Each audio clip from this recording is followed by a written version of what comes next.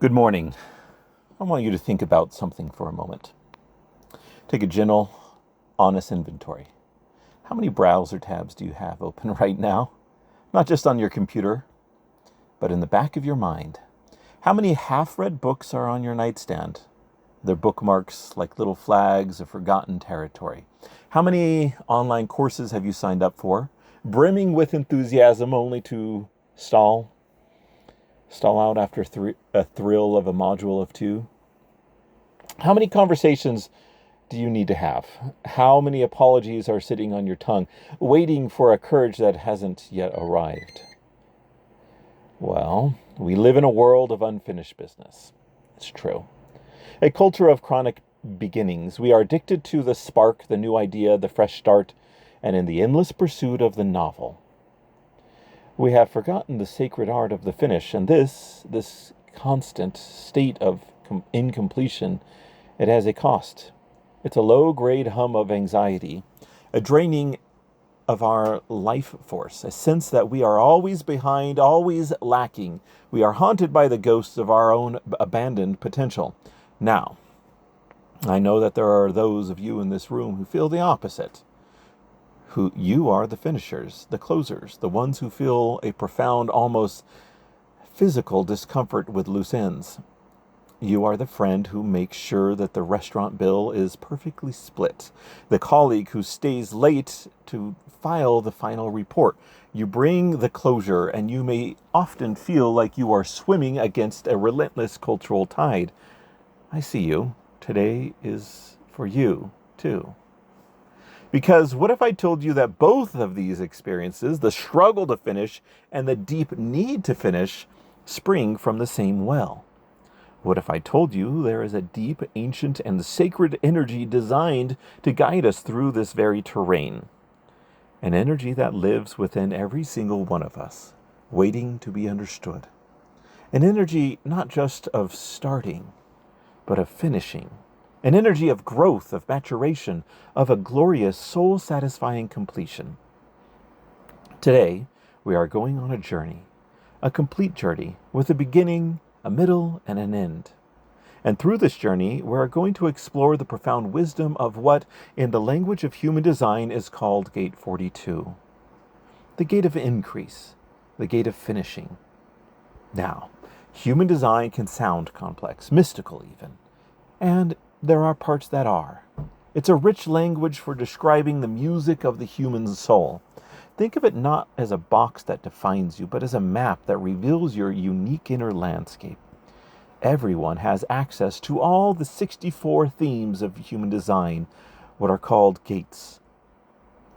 They're universal themes, but for some of us, certain themes are more consistently and intensely felt. These are our definitions. But whether this energy is a constant companion for you or a visitor you meet from time to time, its wisdom is universal. Gate 42 lives in what's called the sacral center. This is the engine room of humanity. It's the primal motor of life force, for work, for sustainability, for creation itself.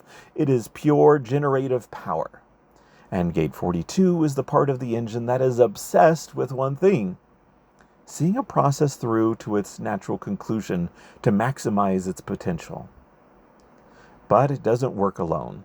To understand the finisher, you must honor the state of the starter. Gate 42 has a divine dance partner, Gate 53, the gate of beginnings. Gate 53 lives in the root center, the pressure center. It provides a almost hormonal surge, the ambitious spark to start something new. It's the restless, exciting energy that says, let's go. New project, new adventure, new life. When these two energies meet, they form the channel of maturation. It's a design of balanced, cyclical growth. Gate 53 provides the spark, and Gate 42 provides the long, steady flame to carry it through to the end. One is the launch, and the other is the entire journey and the sacred landing. But what happens when our world so glorifies the start that we forget the art of the finish? You get our modern dilemma, don't you? You get a world full of Gate 53 energy, countless brilliant beginnings, with the deficit of the patience, perseverance, and wisdom of Gate 42. This energy of finishing isn't about stubborn, joyless grind. It's not about gritting your teeth to check a box. It's about aligning with a fundamental law of nature. Think of a farmer. The farmer, filled with the hope of a new season, feels the pressure to plant. That's the start, but the real work, the true alchemy of growth, happens in the middle. It's the patient tending, the watering, the weeding, the faithful waiting. The farmer knows they cannot rush the sun or the soil. They must stay with the process, in relationship with it. And when comes the harvest, the completion, the reward for their perseverance. And in the harvest is not just food for today, but seeds for tomorrow. The end of one cycle contains the beginning of the next. This is the core rhythm of Gate 42. It's an energy that understands the true growth, the increase. And it understands that it only comes when a cycle is fully lived and completed. If you abandon the field mid-season, you get no harvest. You get no seeds. You just get the ache of wasted potential. So how does this energy show up in our lives? Well, like any energy, it operates on a spectrum of quality. We can think of it like sliders on a mixing board. There's an intensity slider. How strongly you feel the need to finish. Well, and there's also a frequency slider. How many cycles you tend to run at once, how often they run. And most importantly, there's a quality slider. This one is determined less by our inherent nature and more by our nurture, our upbringing, our choices, our level of awareness, and to an extent also who we are. This is where our real work lies. Not in if you have this energy, but in how you express it. Everyone has this energy. At its lowest quality, in its shadow expression, Gate 42 manifests as expectation. This shadow is a cunning thief of joy. The Roman philosopher Seneca warned us about this long ago when he said, quote, "The greatest obstacle to living is expectation, which hangs upon tomorrow and loses today." The shadow of expectation has two faces. The first face is the person who cannot let anything end. They cling with white knuckles. They stay in a job that is soul-crushing, the relationship that has run its course, because their expectation is that the future without it will be worse. They cannot harvest the crop because they are terrified of an empty field. For them, the end feels like a failure, a death, so they force the cycle to continue, and the once vibrant plant withers on the vine. The second face of expectation, the shadow of Gate 42, is actually quite the opposite, but born of the same fear. It's the person who can't seem to finish anything. They jump from project to project, relationship to relationship, always abandoning ship when the initial excitement fades. Why? Because they expect disappointment. They have an inner narrative that says, will probably end badly anyway, so why give my whole heart to it? They preemptively abandon the cycle to avoid the perceived pain of the failed ending, and in so doing, they create a self-fulfilling prophecy of incompletion and shallow experience. There was a woman, let's call her Alice. Alice was a brilliant creative, a fountain of ideas. She would launch a new business venture with a passion that could light up a room. But as soon as she hit the inevitable friction, the messy middle, a familiar script would play in her mind. This is getting hard, and it's probably not the right thing anyway. Something better will come along. And Alice would abandon it, leaving a trail of beautiful, half-built worlds behind her, her heart aching with a quiet sense of failure she couldn't name. And if you are the one who leaves the trail of beautiful, half-built worlds, please hear this with all the love in my heart. This is not a moral failing. It's not a character flaw. It's the sign of a tender heart trying to protect itself from disappointment. It is the survival strategy that has outlived its usefulness. So, how do you move out of this shadow? We move into the gift. That's how. The gift of Gate 42 is detachment. Now, please do not confuse detachment with indifference, apathy, or even confuse it with coldness. It is the furthest thing from it. Detachment is the prerequisite for the deepest possible engagement. It is the freedom to fully, passionately, wholeheartedly commit to a process without being shackled to a specific outcome. It's the Zen wisdom that says, quote, "Let your boat of life be light, packed with only what you need." Detachment is the farmer who tends the crop with all his love and skill, knowing that a hailstorm might come. He does his best and surrenders the rest. Detachment is the artist who pours her soul into the canvas, not for applause, but for the sheer sacred act of creating. It says, "I will give my all to this journey. I will learn what it has to teach me, and when it reaches its natural end, I will grieve, if I must. I will celebrate what was, and I will gracefully, lovingly let it go." It's the marathon runner who, in the brutal 20th mile, isn't obsessing about the finish line. They are just focused on this breath, this footstep, this moment. They are detached from the outcome and are fully attached to the process. And paradoxically, that is what gets them to the finish line. For Alice, the shift came when she decided to commit to one project and see it through. It was a small online store. There were countless moments she wanted to quit.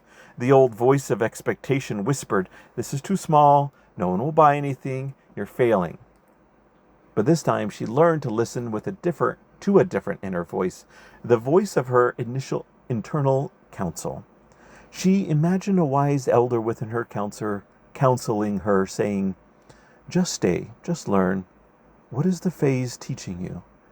She detached from the need for it to be $1 million success overnight. She focused on learning about her customers, on improving one small thing each day. And a funny thing happened. The store grew, slowly, but it grew. But more importantly, she grew. She completed the cycle. And when she finally sold that small business years later, it wasn't the money that brought tears to her eyes. It was the profound, soul-deep satisfaction of having finished, of having honored a commitment to herself. She had tasted the liberation of detachment. The journey from clinging to fleeing to a place of graceful engagement is the essential work of our lives. It is a journey of turning poison into medicine. There is a poem that I'm going to share, created for this, trying to capture this feeling, this quiet wisdom of the cycle. The seed, it does not mourn the dark embrace, nor question when the sun will show its face. It simply trusts the turning and the rain to break it down and build it up again. The branch, it does not clutch the falling leaf, but yields it to the wind without relief. Or grief, it knows the letting go is grace, a holy emptying of time and space. So let the chapter close, the music fade, the sacred promise has been kept and made. And in this silence where the story ends, a new and quiet Genesis descends. That quiet Genesis, well, that is the sacred space we create when we truly finish. When we can live in this gift of detachment, we start to touch something even higher. The highest expression of Gate 42 is celebration. This isn't just about throwing a party when a project is done, though that is a wonderful and holy practice. This is a state of being where you celebrate existence itself, where every beginning, every middle, and every ending is seen as a perfect divine note in the cosmic symphony. In this state, there is no fear of endings. because you understand that endings are illusions. They are simply portals to new beginnings. The great poet T.S. Eliot wrote in his masterpiece called Four Quarters, quote, what we call the beginning is often the end, and to make the end is to make a beginning. The end is where we start from. In this state of celebration, you realize that life is not a straight line from birth to death. It is an internal spiral of growth. You see the divine pattern in all things. You finish your work here, and you are reborn into new work there. As the leader of my particular, as one of the leaders of my faith tradition, Dieter F. Uchtdorf so beautifully said, in his plan, there are no true endings, only everlasting beginnings. This is a profound, comforting, and empowering truth. It means that no experience is ever wasted.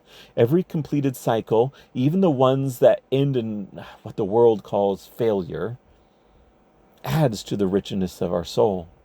Every tear we cry, every lesson we learn becomes a seed for a future harvest.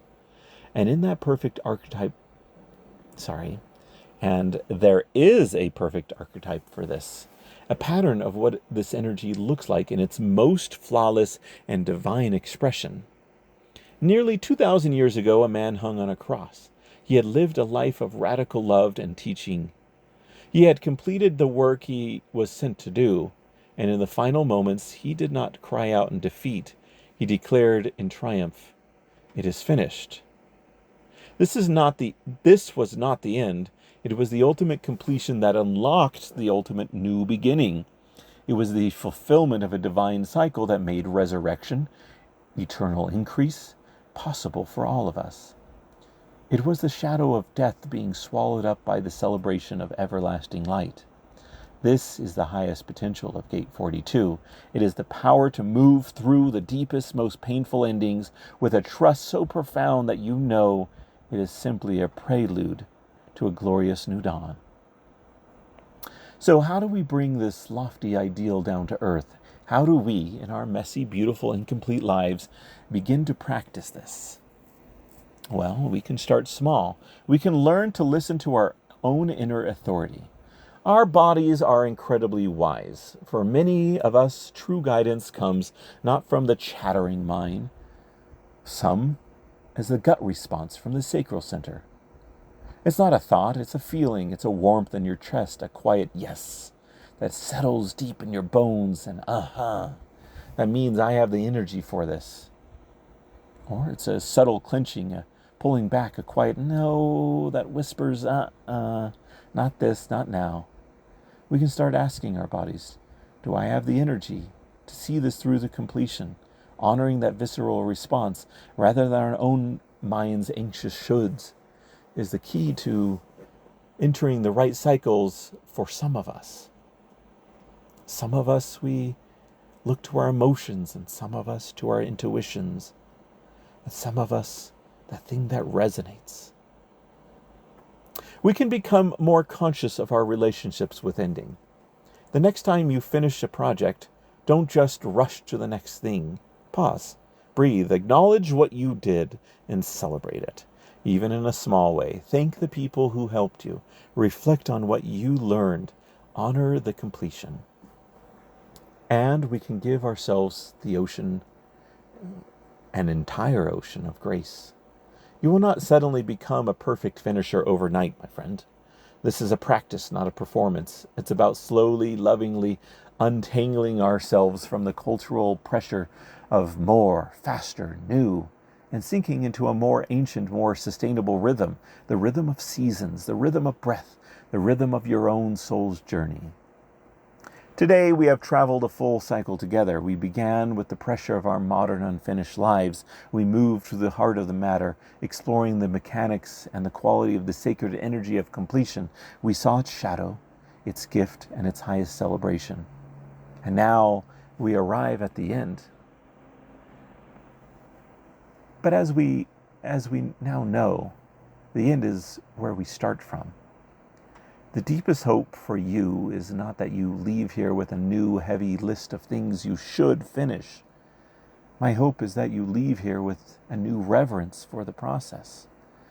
That you see every ending not as a failure, but as a harvest, a chance to gather the wisdom, celebrate the growth, and clear the field for whatever beautiful new thing is waiting to sprout in your life. Leave here today and think of one piece of unfinished business, just one, something that whispers to you, and decide, with all the wisdom you now hold, is this for me to complete with love, or is this for me to release with grace? Whatever you choose, do it consciously. Do it with honor, and then in that clean, quiet, sacred space you've created for yourself, listen. A new beginning is waiting. A new beginning for you. And with that, I thank you. And a good day.